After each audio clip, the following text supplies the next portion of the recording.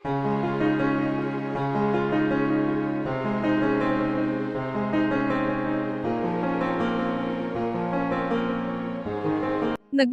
umano ngayon ang pamilya ni Zaldy ko, ito nga ay matapos nilang ipaalam na maalam na ang kanilang mahal sa buhay na si Zaldy ko. Ayon pa sa balita, nakiramay umano si President Bongbong Marcos, ngunit hindi daw ibig sabihin nito na absuelto na ang pamilya ko sa pagnanakaw ni Zaldy sa kaban ng bayan. Narito panoorin ang video. Balikan ko lang yung sa hearing. Invited na po ba sa next hearing si former Congressman Zaldy ko and former House Yes. Speaker Martin Romualdez? Although yung kay former speaker, although we will invite him through Speaker Boji D, wala naman talagang direct na pag-implicate sa kanya except yung statement ni Gutesa, but we'll give him the opportunity to respond.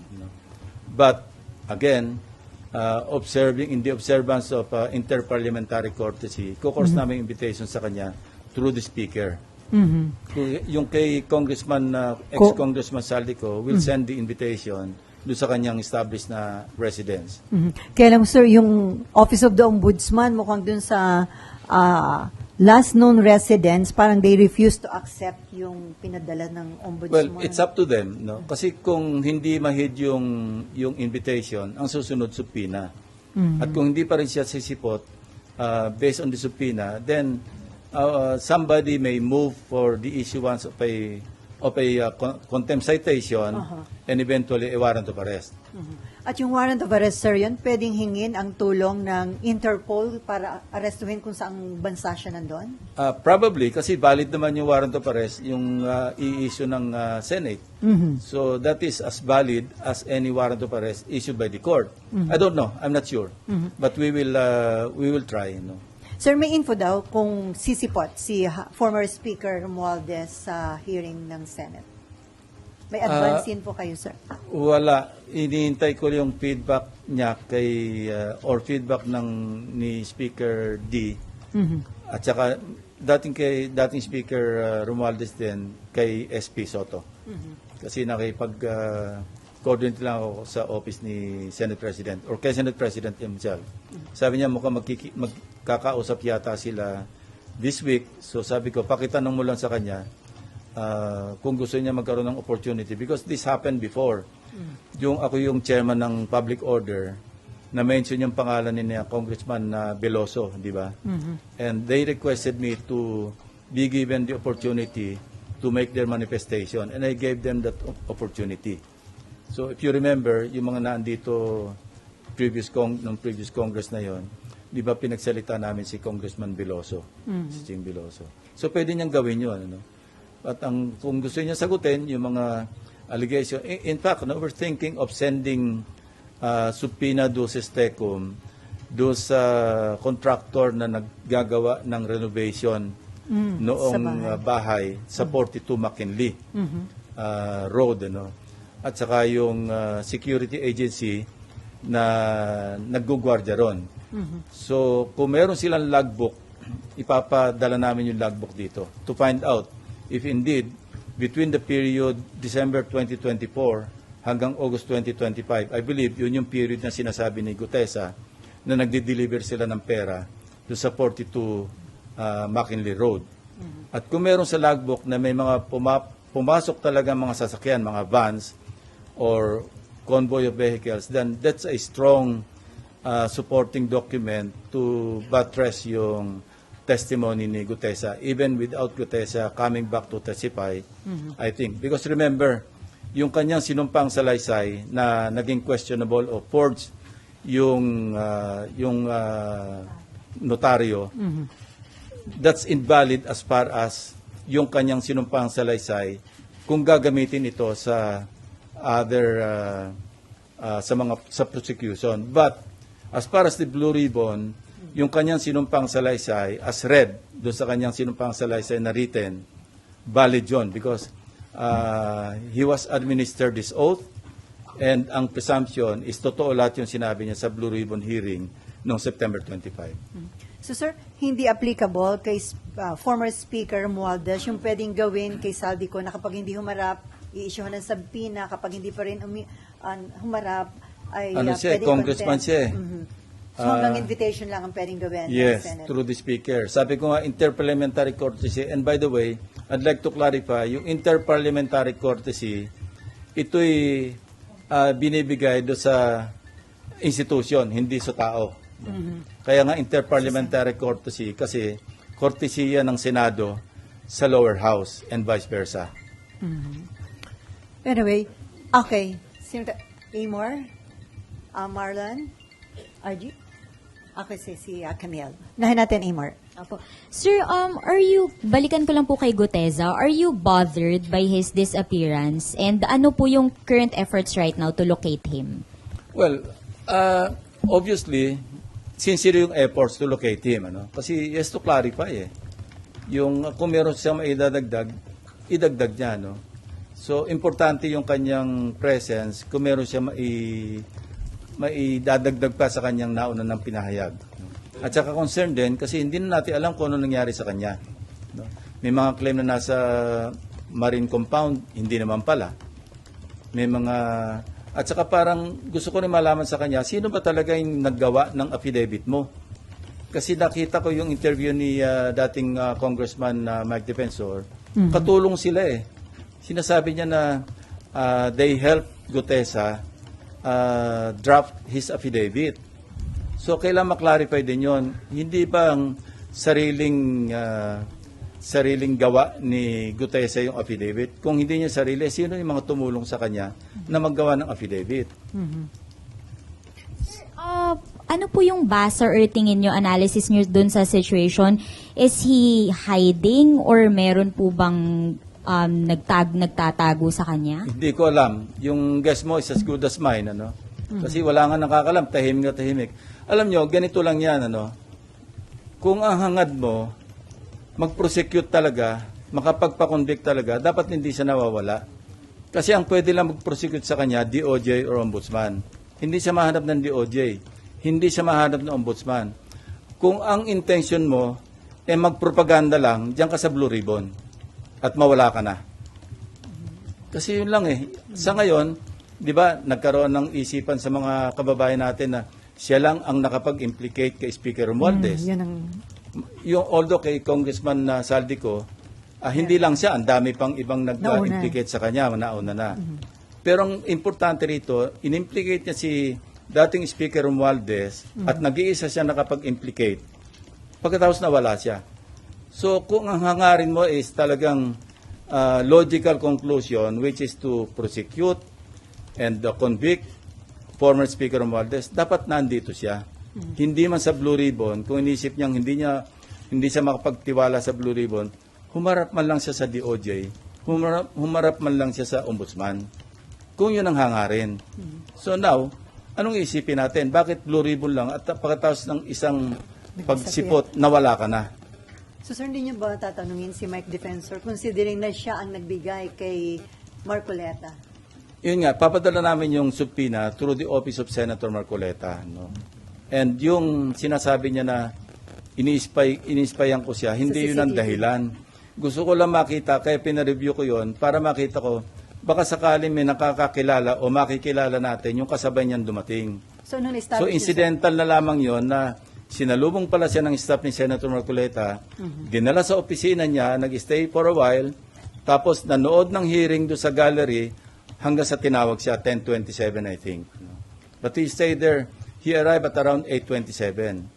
At saka yung CCTV, this is a public place, yung Senado. Huwag tayong magtaka, alam na natin na merong CCTV dyan. Kayo mismo na mamonitor nyo kami pag dumarating na kami, di ba? Kaya minsan nakaabang na kayo sa second floor. So this is an open area. No? And, you know, meron tayong jurisprudence tungkol sa CCTV footages. Yun yung Ople versus Torres. Ang tawag doon, ang doctrine doon, yung reasonable expectation of privacy. Meaning, pag nasa public place ka, i-expect mo naman na yung privacy mo mako-compromise, no? May reasonable expectation privacy. Kung nasa private place ka, now, I heard Senator Marcoleta na kung ako raw ba nagbi-Big Brother o okay lang ba raw na tiktikan niya rin opisina ko. Well, bibigyan ko siya ng logbook kung gusto niya everyday kung sino yung pupunta sa office ko. At walang contractor na pupunta doon. Wala maski sino pupunta except mga official business. Public place to eh. Wag tayong maging onion skin na lalabas yung mga bisita natin o kung sino yung mga pinatawag natin. Dahil CCTV yan eh. We're here because my client has been asking me, my client, former Representative ZALDY has been asking to say something for the past few months.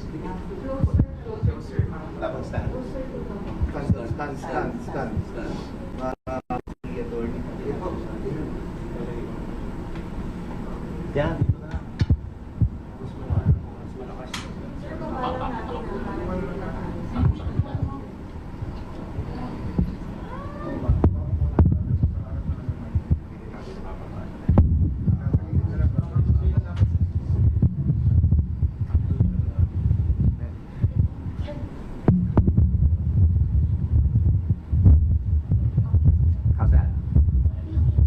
How's that? Better? Okay. Now my client, Representative ZALDY, has been asking me to say something in view of the numerous allegations that have been hurled against him over the last few months.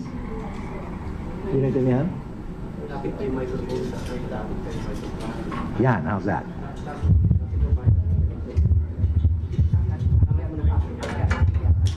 How's this? Okay. Okay. Again. My client, Representative ZALDY, has been asking me for the last few months to say something in reaction to the various accusations made against him. No? Now, those of you who have met me in the past know that I do not litigate my cases in the media. I litigate only in courts of law where only admissible evidence matters. But I've been monitoring the news, and the narrative has become so skewed, has become so twisted, no?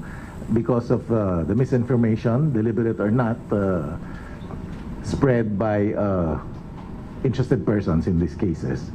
And against my better judgment, maybe I figured it's time to say something. Now, Representative Ko would have wanted to be here himself so he can answer your questions. Unfortunately, there are credible and serious threats to his life na he's really afraid to come out at this time. Now, hopefully I can answer some of your questions. I don't have a prepared statement.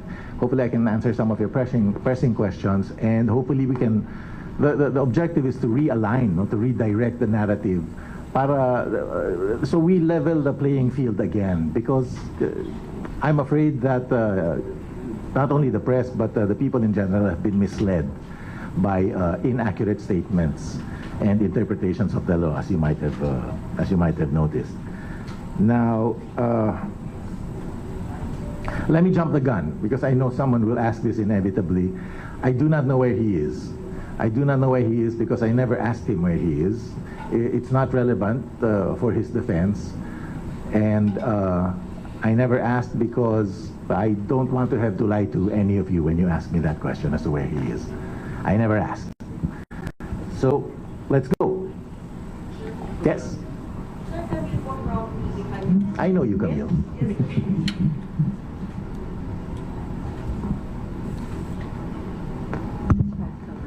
Sir, you mentioned na hindi po nagmamatter yung kung saan nasaan si Mr. Kono with his defense, but the ombudsman already sent a letter, I think, po sa residence ni Mr. Ko para makapag-file siya ng counter affidavit. So, ano po yung magiging tugon ng legal team for this? Kasi ang sinasabi po ni Assistant Ombudsman Nico Clavano, kapag hindi po tinake po ito ni Mr. Ko yung opportunity to file his counter, mawawalan na po siya ng chance, and then they will proceed with the resolution.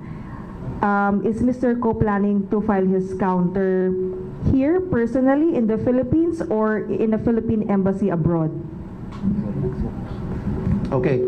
Ang sinabi ko, Camille, na hindi relevant yung presence niya. Ang sabi ko, hindi relevant yung knowledge ko kung nasan siya.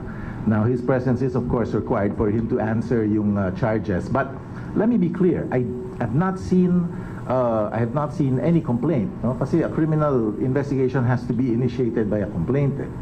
Meron naman kayo nakitang complaint? Anyone? When I say complaint, I mean something that has been sworn to under oath. And the only thing I've heard is that the ICI has referred its tentative findings to the Ombudsman. I don't think it's under oath, so I don't think that was a complaint. Now, under the Ombudsman's own rules, if there is an unsworn to complaint that's not verified, the Ombudsman is required to ask the witnesses to swear to it, to swear to supporting affidavits, and also the complainant, whom is also unidentified as of now, to submit a sworn affidavit. So I don't know what he's supposed to answer. But that said, ang observation ko is that the Ombudsman Boying Remulla, has already said that he intends to file these cases by November 25. Now, assuming Mr. Ko is served today, that doesn't give them a lot of time for him to answer and for the Ombudsman to review and to write a resolution. My thinking is the Ombudsman has already prejudged this case. And this is bolstered by the statements of Secretary Vince Dizon, who said 60 people will be in jail by Christmas. Under these circumstances, there's really no tactical benefit to filing a counter affidavit. So the answer is, at this time, the way things are going, no, he does not intend to file a counter affidavit. But, sir, kung ipatawag ba si Mr. Ko, is he willing to personally attend? Like, for example, in the Senate Blue Ribbon Committee is inviting him in the next hearing, which is on November 14. Is he planning to even acknowledge to attend? Because in the past, he would release a statement na he will answer the allegations in the proper forum. And this time, he's being given the chance to explain himself. I don't know what he has to explain to the Senate because the Senate is investigating facts. Wala pa naman accusations sa Senate. And like I said, he's deathly afraid of coming home because may serious threats to his life. One half of the country wants to throw him in jail and throw away the key. The other half wants to string him up by the nearest tree. Would you come home under those circumstances? I wouldn't recommend that he come home. But to the extent possible, Camille, to the extent possible, we will respond to the Senate if we're invited. Attorney, good morning. This is Chil po from DZXL Ironman. Yes po. Hi, Chil. Yes, good morning po. Attorney, is Representative ZALDY ko willing to release his SALN? No need. Ombudsman Remulla has reversed the martires lock on SALNs. Anyone can get his SALNs from the Ombudsman. Did I get that correctly? I think that's what one of the first things he did was to unlock the SALNs. Yeah, but sir, is Mr. Ko will release his SALN? He doesn't have to, Camille. It's open to anyone. I think it's the House Secretariat which has access to SALN. And the Ombudsman covers different tools. No, my understanding. So I think the Ombudsman can only release SALNs for the President, the Vice President, for constitutional offices, for senators and House members. They're covered by usually the Senate Secretariat or the House Secretary General. Although I understand that the former Congressman ZALDY has now resigned, but does that mean that he's willing to voluntarily release his SALN because no one can really compel him to at this time? I haven't discussed that with him because I am sure that the Ombudsman will release his SALNs. I'm sure. You were talking about you're referring to the conditions imposed by the martires lock. I think one of Boying's first acts was to unlock the SALNs, and you can get it anytime. Okay. I'd give you a copy, but I don't have I know, one. sir, but the Ombudsman is not the custodian of the SALNs. He is. I don't think so, sir. He is. Alam ko, as far back as the Gloria presidency, I've always thought that the Ombudsman was the one. I can show you a copy. Okay, attorney, follow up. Yes. Regarding naman dun sa mga helicopter Okay. Nire-register daw po ni Representative Zaldy ko yung mga... You have to be very precise with me on the choppers. What's the question? Yung 5 na chopper po. 5 na choppers, okay. Na nakalabas na po. 5. Yung nakalabas po ng bansa. Okay. Tatlo pala, attorney, sorry. Okay. Si representative ko, wala siyang may-ari na any aircraft. I understand that any aircraft related to him is owned by Misibis Aviation. Now separate si Mr. Ko sa Misibis. You should ask the lawyer of Misibis. I'm not the lawyer. But see, yan na yung yan na yung isang misinformation na malaki. That's the reason we're here. Because Secretary Dizon keeps saying na i-freeze lahat yan, i-confiscate yan. If you look at his SALN, Misibis Aviation was incorporated in 2004, 2008. Now, Zaldy ko became a congressman in 2019.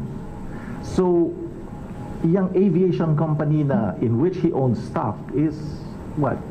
Was already 15, 16, 17 years old before he became when he became a congressman. Now, sinasabi ni Secretary Dizon na ifo-forfeit daw. Dalawa lang ang forfeiture dito. No? A criminal forfeiture will require a criminal conviction. That's final. A civil forfeiture will require proof and a final decision that the forfeited property was illegally acquired. How can something that was acquired by a company 17 years before he became a congressman be illegally acquired? So sa madaling salita, sir, hindi po kay Representative Zaldy ko yung tatlong chopper? No. Not that I know of na meron siyang personal na chopper. Must be Misibis Aviations, which again is an old company. Naka-report sa SALN niya yun, ha? Thank you, Attorney. Sir, good morning. Hi. Hannah po from Billionario. Hi, Hannah. Clarification lang din tungkol dun sa naging Senate Blue Ribbon hearing nung September. Basically, mainit po kasi yung mata ni Congressman Zaldy ko sa publiko because of the supposed cash deliveries made by his former aide, Orly Guteza. First, sir, can you confirm if Guteza was indeed an aide, a former aide of Zaldy ko? The first time I heard that name was at the Senate hearing, or was it the House?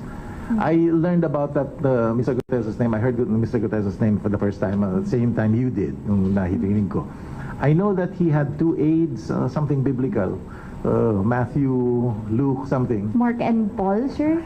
Whatever, na former aides niya, but I understand also that they were no longer connected with him at the relevant time. Now, if you're asking me whether or not there were deliveries to Representative Ko at any time, no, categorical. You deny all the cash deliveries, including the To luggage, him? sir? Yes, to his house, to his condo. Who's making that accusation, Hannah? It was Orly Guteza who And where is he now? we can't find him, sir. It's for us to find out. There you But go.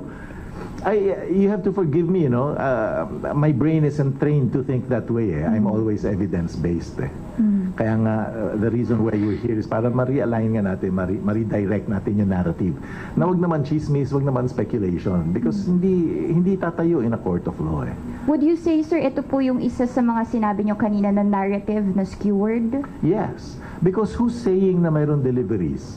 Did they see my client receive the delivery of money? I'll even reduce it to an absurdity, Is it possible na may utang lang sila, nagbayad sila? Sir, is Congressman Zaldy ko willing to attend any Senate Blue Ribbon probe? I believe invitations were sent already. Again, he will as soon as the threat to his life is abated. By who, sir? Sino po ang may Look nagte-threat? around you. Ang dami, it's all over social media. I'm not tech savvy. Nakikita ko everyday yung mga threats sa kanya. Isabit na yan, bitayin na yan, etc. etc. Virtually, sir, at least. Virtually, what does that mean? Via Zoom. If Siya? he will. Kasi, sir, I believe there's a quotation that flight is an indication of guilt. So, if ever ba willing po siyang humarap para at least marinig din ng taong bayan yung Okay. side niya. Okay, number one, wala pang criminal case against him. As far as I know, wala pang criminal accusation.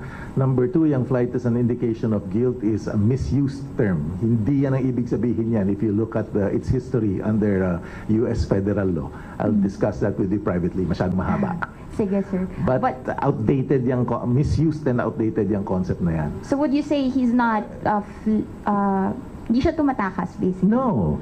Kasi Hannah, remember that he flew out for medical reasons way before this whole thing blew up. Diba? When did this blow up? After the sauna. He flew out as early as...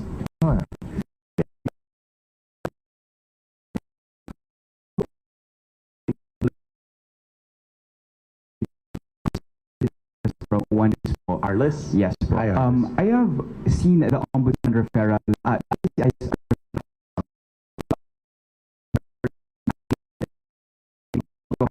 The first quarter of 2025 in his in-cost residence in Valle Verde, wherein there's no furniture inside, just luggages of cash, and then it was received by a certain Paul Estrada. Okay. Has Co ever confirmed or denied these allegations? Na may delivery? Both having Paul Estrada and his residence having no furniture at all. We talked about that and he said, I have no knowledge about any delivery. Because if you talk to Mr. Hernandez, I'm sure he will say that my client was not there. And again, you know, she said, he said yan eh. Because he says that he delivered it, and yet he admits to what? Owning a Ferrari, a Lamborghini, everything else. And Representative Ko is just saying, no such thing. Walang nangyaring ganyan. So who do you believe? But on the latter part of the ombudsman referral case, sir, there's a certain sentence there wherein it was received by a certain Paul Estrada with an acknowledgement receipt being kept by Alcantara. So have you also reached out to a certain Paul Estrada and having him on cause? I'm not there yet. Like I said, I heard that Mr. Estrada, Paul, was once upon a time employed by him or employed for him. I'm not sure, but at the relevant time, maybe during the deliveries, that he was no longer employed by Representative Ko. I don't know. I can get back to you. Hindi naman ito yung last natin. I can get back to you on that. Understand that I don't know everything about the case just yet. I'll get back to you.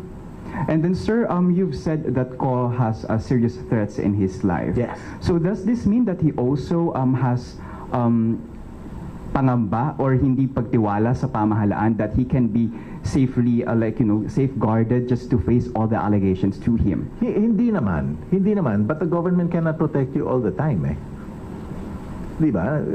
Walang guarantee na ganyan. People die in jail. Diba? People with a shot in the head, and you have heads of state surrounded by 20 armed men who still downed by a sniper. Ako personally, ang bigger fear ko is vigilante violence. Because nga everyone hates him. That's the reason I'm here. Again, no, I don't litigate in the media, but the reason I'm here is because maybe we can tone down the temperature, we can lower it a little bit, because personally I'm deathly afraid of vigilante violence.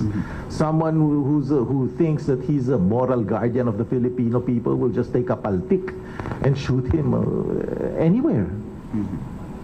Sir, siguro last na lang, because Sure. the year is ending, 2026 is fast approaching. Sure. I know this might sound so vague and irrelevant, but how long is Zaldico planning to not go back to the country, aside from just like pahupain lahat ng threats sa life niya? How long will the Filipino people wait for his response on all the allegations?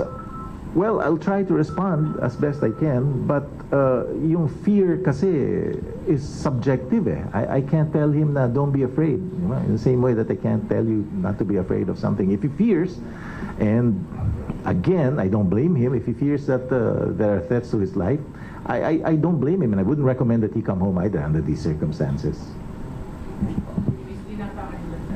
Where's Christina?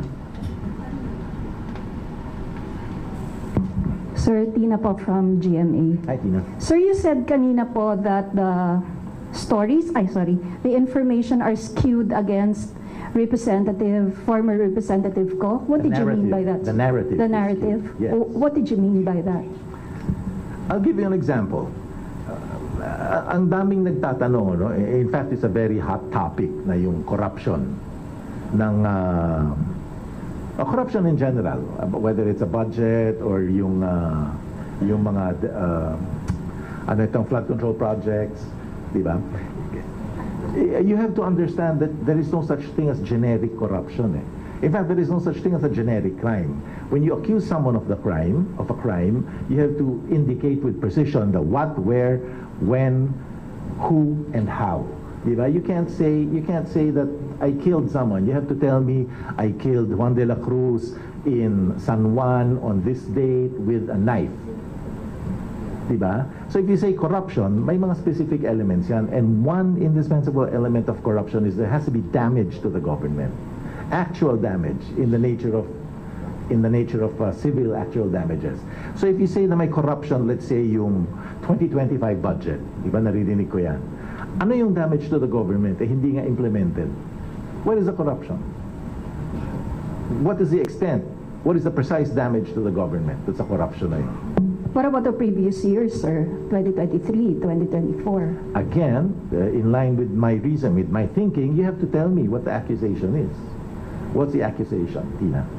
The flood control projects. Which Ghost. flood control project? They listed several in the hearings. Yeah, but you're asking me to answer a generic question. Yeah. Okay, Oriental Mindoro. Ano yung kwan? Okay. Kasama ba si representative ko? Sunwest as well. He's not Sunwest. See, that's the thing. Among.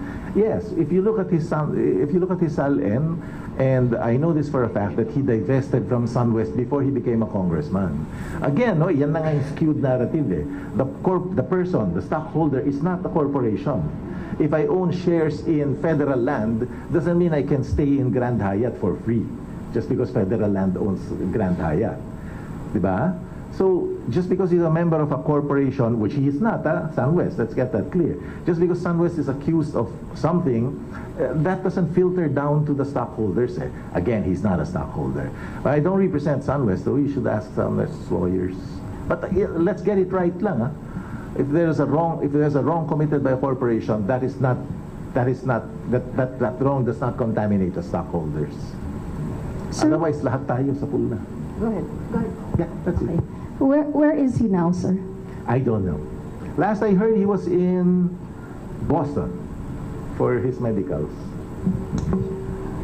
Because the Senate has reports that two of his executive assistants, who are potential witnesses in the Senate investigation, have joined him in Europe. John Paul Estrada and Mark Texay.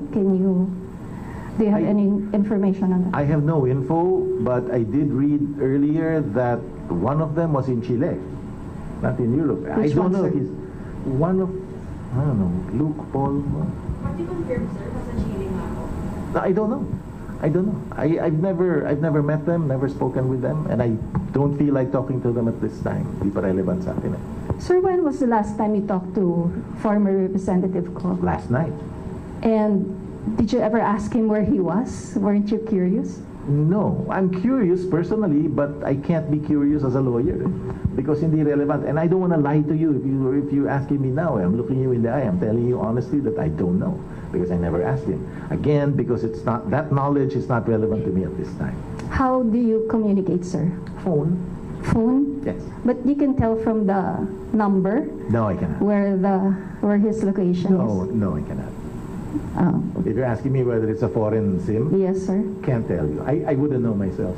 Okay. Sir, kanina you also mentioned that you fear vigilante violence. Personally. Yes. But is that also Mr. Ko's fear when he returns to the Philippines? He has a general fear of being shot, whether by a vigilante or by a political enemy. He doesn't know. I can't answer that with precision. So is it safe to say that in the next few months until next year, we won't see him in the Philippines? We'll see him as soon as the fear of violence against him abates. So I don't know. Might be next week, might be January, I don't know. Okay, sir. Thank you. Surely. Hello, sir. Good morning po.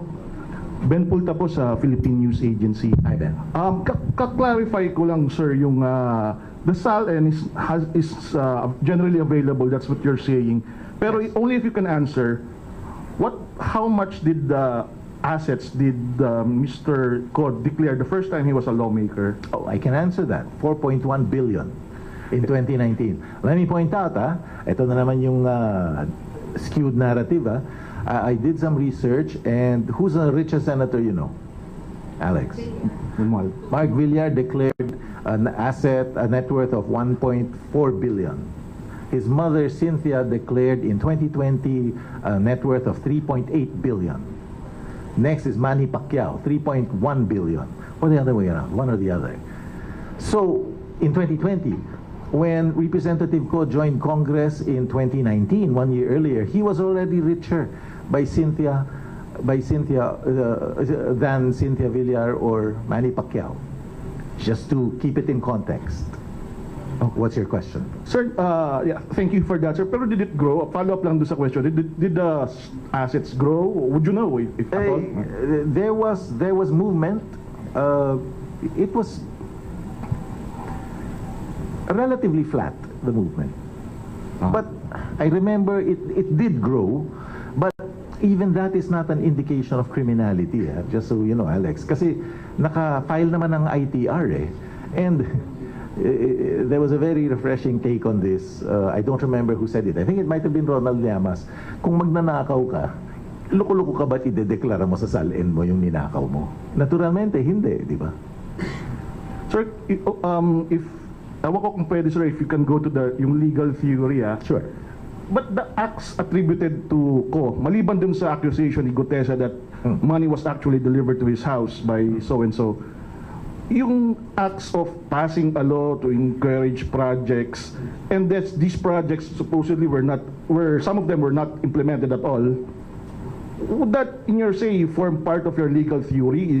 Would that make him liable? I mean, it's like paying and someone else did not deliver, right? I assume you're talking about yung unang pumutik ito, yung mga ghost projects sa Bulacan. Yung preliminary research namin is that yung mga ghost projects na yon, part of the NEP yon, yung National Expenditure Program. So hindi yun insertion. Easy? So saan ba galing ang NEP? Hindi ba galing sa executive yan?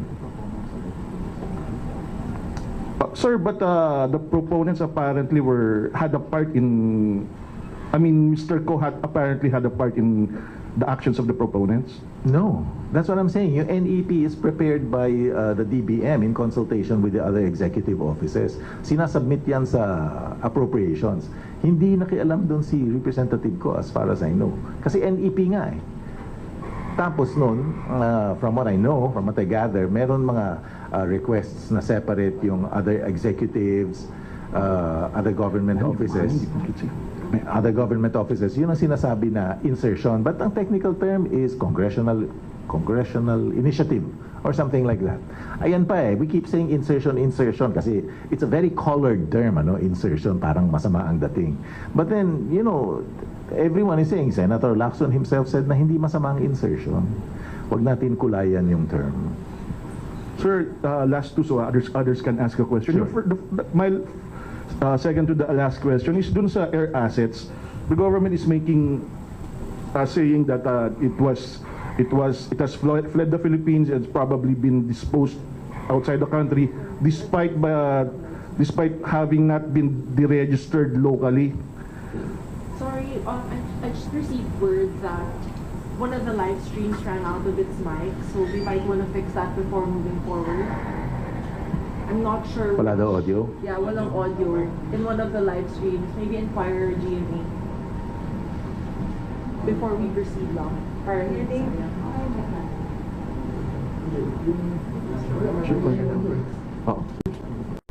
This seems to be working. Sorry, Alex, you're going to have to say that again. About the aircraft? Yeah, the aircraft, sir.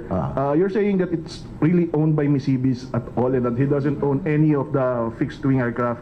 I'm assuming that it's owned by Misibis. I'm sure that he personally doesn't own any aircraft. Sir, the fact that these aircraft have been disposed at this time when the issue is very hot, would you say it's at the least suspect? I'm not counsel to the aviation companies, so it wouldn't be fair for me to speculate on that. Okay. Sir, more on the skewed narratives. One of the more stranger narratives in social media is that organized crime groups daw in Europe is after Mr. Ko. How can you comment on this? I cannot, but that scares me a bit. Kung merong organized crime going after him, so he's neither safe here nor there. Scary. That's my comment. Hello po, Sir. Agatha Gregorio po from Agatha? ABS-CBN News. A while ago po, you denied the cash deliveries. You made some denials about the accusations being made nga po. Do you have any speculations as to why these allegations are coming around in the first place? Ako, I will look at who made the admissions and who's making the claim that they were deliveries. And then you look at the credibility of the utterer, of the person who made the statement. And then when you were asked if the former congressman would be willing to go back home, you said there was no criminal case anyways to go to the hearings. But from his team, is there any willingness, even any representative to be sent to talk about the matter? No, he's not unwilling because there's a case. No, he's unwilling. He's not prepared because meron ngang serious threats to his life. Now, is he willing to send a representative? Well, we're here, and we're trying to answer as much as we can, as best we can. Sa Senado, I don't know if they'll accept me, probably not. But at least I think the Senate owes an official explanation on why he cannot why he cannot attend, just in case nga na maimbitahan siya. Courtesy lang. Anyone? Questions? Good. Dwight? Sir, Where's good morning po. Here, attorney. There you are. Una po muna, ano pong medical condition ni former Congressman Zaldy ko? I know cardiac, but I don't give details. Right? Okay po. Please via Zoom kasi yung isang issue na sinasabi ninyo is that may threat to his life, but can we talk to him? Can he hold a press conference for us? Because it is an issue of transparency. Okay, ito muna. Ito transparency happen.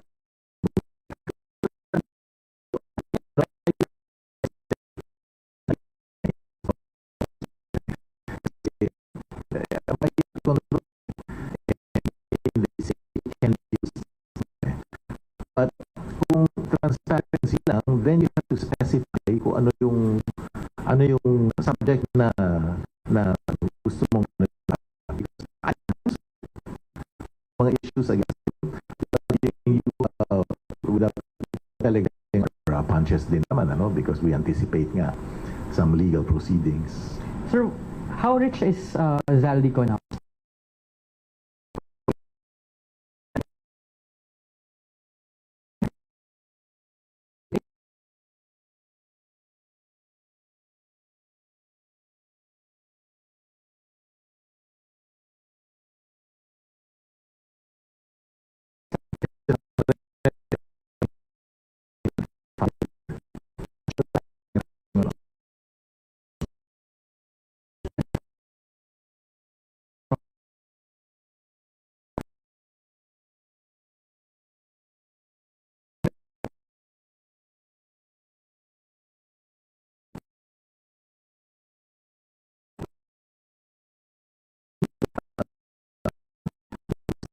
While he was in Congress because of Congress Hindi. Remember that he was a businessman before he was in Congress. And kung tumaas man yan, naka-report yan sa SAL, and I'm sure naka-report sa tax returns niya because of the business, not because of Congress. Let me give you this shocked me. People kept saying na responsible siya for insertions, di ba? And that he must have made billions because of these insertions. Now, nakwento sa akin that one of the companies they own, 44 private corporations, SALN as of 2019. 44. Ganyan yung yan yung revenue stream niya. Okay, now sinabi niya, one of those 44 is a power plant, or a couple of power plants in Bicol. For some deserted island. I think it's in Camarines Sur, thereabouts. And every year, may utang sa kanila yung municipality na 600-700 million pesos doon sa power plant. And hindi nababayaran yan year in, year out. Palaging rason, 6 months daw yung cycle nila. Ang rason, sometimes hindi nababayaran is walang budget. Now, you have a person who you were accusing of making illegal insertions in the budget and making money from it. If he had the power to make the insertions, don't you think it would have been smart of him to insert an item so the power plant company of stock in which he owns would be paid? Parang yung kumpanya niya mismo hindi bayad eh. Not a small amount, 600-700 million every year. Although sir, just siguro for clarity lang din, marami pa kasing congressional insertions ngayon o whatever you call that, that's still not open to the public, especially yung mga nangyari noong 2023, 2024, 2025. All of these, former Congressman Zaldico was part of the small committee in the House. He was part of the BICAM. It is the subject of public debate. There's a call na gawing transparent itong mga proceedings nito, which is why we are asking these questions. I know that your narrative here is that there's a skewed narrative, but this is just our responsibility as media to ask these questions. Sure. For example, Congressman Toby Tiangco is one of the people who allege that there are billions of pesos in insertions facilitated by former Congressman Zaldico. Is it true or not? We don't know, but this is why we're asking these questions. Marami pong mga dumabas na rin nga sa House, sa Senate hearing, na na-mention na po si former Congressman Zaldico. Again, also in some of the referrals, if you want to call them complaints, they also named Zaldico. So again, this is why we are asking these questions. Now, sir, about the SALN, because you've kept on telling na kung makita nyo lang yung SALN ni Zaldico, can you just give it to us? I don't have an additional copy. Can we take a photo of? No. Can we take a photo of the SALN? I'll give you his 2019. But we also need, sir, the 2025 because wala nga ako eh. I don't have that. Nadaanan ko lang eh. Kaya nga hindi ko, that's why I cannot answer your question what was his closing SALN. Ba na po ibig sabihin niyo, sir, attorney, nung nadaanan niyo lang yung SALN niya nung nabasa ko lang somewhere, but I don't have a hard copy. I have a hard copy of the 2019. Ano pong nabasa niyo, sir, yung hard copy nung kay Congressman Zaldy? Saan niyo po nabasa yung saan niyo po nabasa yung 5 billion? Because we cannot report it if it like nabasa niyo lang somewhere or sinabi lang sa inyo. It has to be documentary evidence that 5 billion pesos po yung laman ng kanyang SALN in 2025. I told you that I'm not gonna go on oath on it. Because sabi ko, ang recollection ko is 5 billion. If you're disputing it, then wala akong magagawa. I can't prove otherwise. Okay po. A few questions na lang, sir. May, sure. How does your camp respond to allegations of labor issues in Misibis? I learned that mayroong labor complaint filed by a former HR manager against Misibis, including the owners, including Zaldico's wife, Maylene. Couldn't tell you, Dwight. I'm not counsel to Misibis. Okay. So no response to the service charges? I can't respond. Service charges? I can't respond. I know nothing about that case because I'm not counsel to Misibis. Okay po. The former HR manager also said that he was tasked to process the passports of personal staff of Zaldico, including the household cook and I think one more aide. Is it true? Can't answer you. Cannot answer. I can't answer you because I don't know, Dwight. Okay. I'm not evading anything. Like I told you, I'm not counsel. I haven't spoken to these people. Okay po. So yun lang yung questions ko. Thank you po. Surely. Sir, papahabol lang ako. Kami. Sir, since sinasabi niyo po na worried kayo dun sa vigilante violence, no? Sir, ano po yung pwede niyo sigurong mensahe sa taong bayan? Kasi syempre, sila po talaga yung, hindi naman po magkakaroon ng rason yung galit ng taong bayan. Bakit sila nagpo-protesta outside? No, kaya hinihiling nila na harapin ni Mr. Ko itong mga allegations because he's not just a private citizen. He used to be a public servant. At pera po ng taong bayan yung pinag-uusapan dito. Okay. Naiintindihan ko, ito yung message ko, no? Naiintindihan ko na mainit ang ulo ng mga taong bayan. Pati ako, believe it or not, naiinis din ako. No? Narinig ko na si Bryce Hernandez, may Lamborghini at saka Ferrari, etc. Naiinis din ako. But ang appeal ko is, let's look at the evidence. Kasi madaling masway pag naririnig natin na ang dami-daming pera nito. You know, you look at the evidence, 4.1 billion opening, Richard and Cynthia Villar or Manny Pacquiao. Tingnan naman nyo, sinasabi niyo na nag-increase ng 900. Okay, let's play with that number. I'm sure sa negosyo galing yun. Now, handa ba siyang harapin yung mga accusations? Depende kung anong accusations. No? Like I said, Camille, wala naman generic or general accusation. Na-corrupt ka. Sabihin mo sa akin kung paano ako naging corrupt. Nagnakaw ako, sabihin mo sa akin kung saan ako, anong ninakaw ko, magkano, kailan, how. Diba? Then haharapin. Because otherwise, mabang mangyayari niyan eh. Kung paupuin mo yan dito, tanungin, sagutin mo nga itong corruption allegations, even I wouldn't know how to answer it. Kasi ano ng corruption? 2025, 24, 23, ano yung damage to the government? Remember, lawyers look at corruption as a technical term, hindi yan street term to us.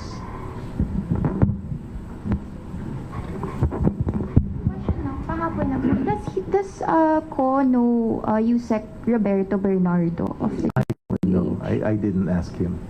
Kasi if I'm not mistaken, dun sa previous Senate hearing, sinabi po niya na nag-usap daw sila via call asking if maayos kausap si Henry Alcantara, and then nag-introduce po dun nga kay Alcantara to make projects for ZALDY ko.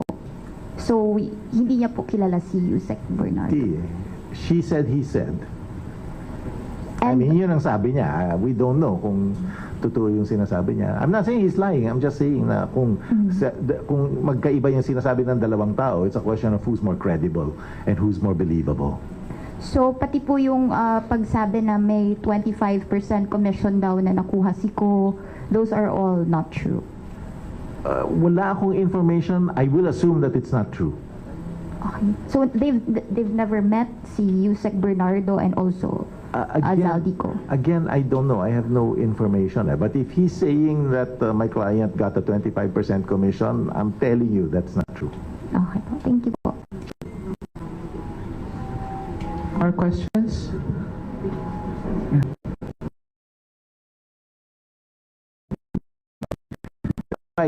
It pointed out to me na a lot of these high government officials also have increased salaries. And pinapoint out nga nung anak ko na si Ping Lacson, si Senator Lacson nag-increase din. So long as ma-justify, nothing wrong with an increase. In fact, ang net worth mo should increase. Sir, but our recall sana is we hope to get the copies of the salary. Kasi talaga yung... Tulungan na lang tayo. I'm sure na open yan sa ombudsman. But is he willing to release the salary? Let me ask him. Sige, let me ask him. Yeah, let me ask him. Let me ask him. Let me ask him if he's willing. But I can almost imagine him saying, bakit pa? Kunin nila sa ombudsman. We cannot get it from the ombudsman. We cannot get it from the ombudsman. Saan available yan? Ang understanding ko. Sa House? Sa House, but he's no longer a lawmaker. So we're worried that we might not get it. But if he's willing to provide it, isn't that the first step to transparency? That there's a former congressman accused of corruption willingly releasing his salary to the public. Alam mo, hindi ko kasi ma-imagine yung when I defended Mikey Arroyo yung sa tax cases niya during the Arroyo presidency, kompleto yung press ng ng SALN from beginning to end. So I cannot imagine na hindi nyo makuha. I don't even think you should have to justify why you want the SALN. It's investigative press. But let me talk to him. I'll get back to you. Hindi naman ito yung huling pagkikita natin. Hello po. Pahabol po. Magandang umaga, sir. Zeus Legaspi po ng DZMM. So, yes, sir. Very powerful. Thank you, sir. Yun nga po, no? Siguro, ang tanong ko na lang po is, as legal counsel, where do we stand now? Ano, may hinihintay po ba tayo? Or will we do any proactive effort to clear representative cause name? Maraming salamat po. We're verifying Zeus whether or not meron whether or not meron ngang kaso sa ombudsman. Kasi wala nga kaming nare-receive. Sabi ni Deputy Clavano, meron daw refusal to receive. Paano naman magre-refuse yung taong wala dito, no? But assuming na meron ngang kaso under the ombudsman's rules of procedure, meron si representative ko a right to access to all the evidence submitted and being considered by the Ombudsman. So we're verifying that. We will likely ask for copies of all the evidence submitted to the Ombudsman. And then we have the option to submit a counter affidavit, but parang realistically, Sir, baka lang tanongin ng Ombudsman, saan ba nila dapat ipadala para yung may mag-a-accept? sa address niya. Which is, I don't know. yung pinaka-last address daw, yung Google lang yung pinadala nila. Yung address na nakaregister sa house. Yeah. Sir, may action na ba yung AMLA on his bank accounts? And is he willing to, execute a blanket waiver of the secrecy of deposits? Ang alam ko na may freeze yung AMLA pursuant to the first request ng ICI, di ba? And his assets and the liabilities are declared in his SALN, so I would not recommend that he execute a blanket waiver. Let's maintain some privacy naman, di ba? Kasi kung meron kayong accusation, not you, but kung merong accusation, i-prove mo. You have to understand that lawyers are not required to prove their client's innocence. It's the other way around. So kung yung gobyerno sinasabi na mayroong krimen, i-prove mo yung krimen. All we have to do is defend. I don't have to prove that he didn't commit a crime. Sir, may plano po ba si former representative ko to file libel charges against those who said or testified sa Senate? Would if we could. We should. Pero distraction lang yan at this time. At this time, distraction lang. Nakakainis eh. Lalo na marami mga vloggers na hindi based dito. Abusados eh. Ha? Dean Chase. Ayan, abusado. Nakikita pa yung video niya na I dare you to sue me. I'm in the US. I'm protected. Hindi patas lumaban eh. Yabang mo because nandun ka eh. Diba? If you stand by your convictions, pumunta ka dito and you utter those statements para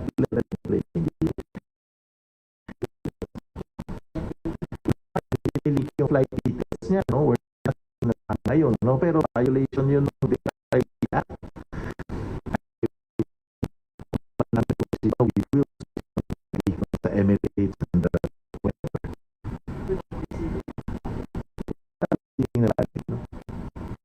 Bastos.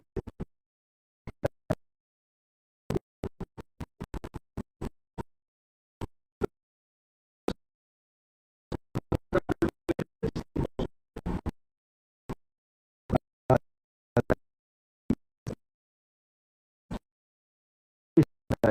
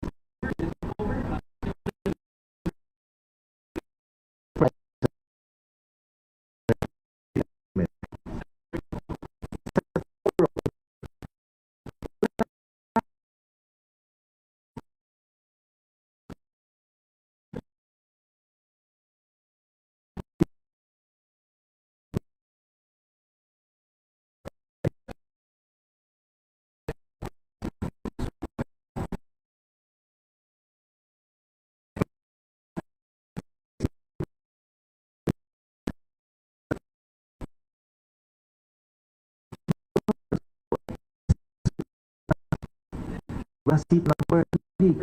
Ay, yung anak ka nag-itimay. Yun na may data. May mga videos pa na yung sinisip. No.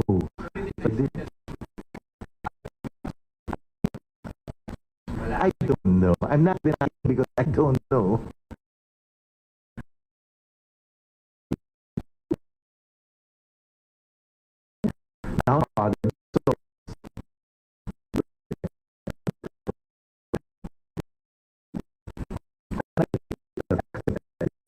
I'm telling you, if the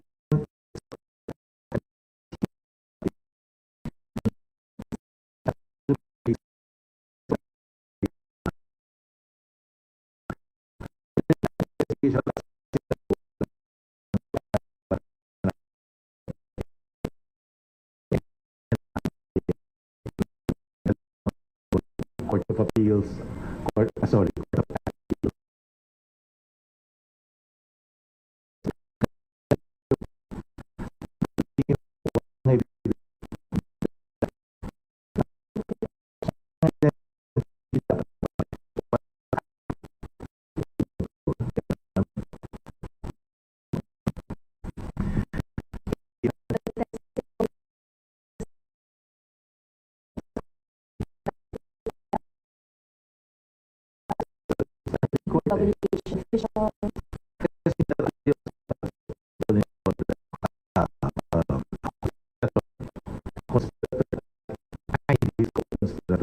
kasi kung sabihin ko, sabihin ko,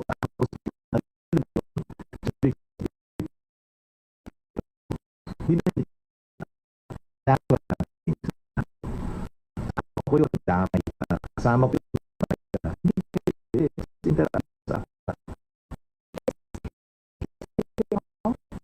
I don't know.